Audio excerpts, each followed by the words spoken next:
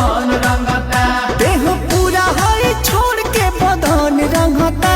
मोर छिनारा देवर हजो बन रंगता। वो एक छिनारा देवर हजो बन रंगता।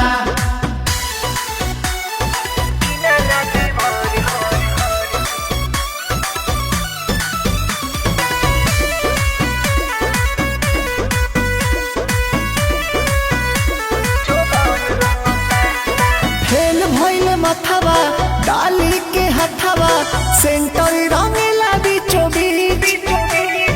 चढ़ल जब से होली लिटावता चोली कहे हम ही देहब भाभी खींच। ए सखी फागुन में बड़ा का बेहाया भइल बा। गिले गिल हमर कुली साड़ी साया भइल बा। दम धरे ना होली में दाना धन रंगता।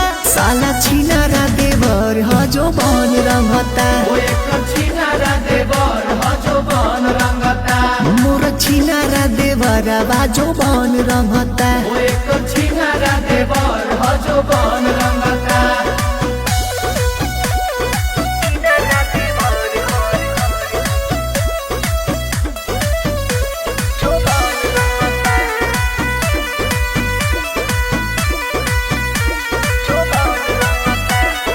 भइल बाछी हतरा जे जानी हमर भतरा हराम कदी जीना हो।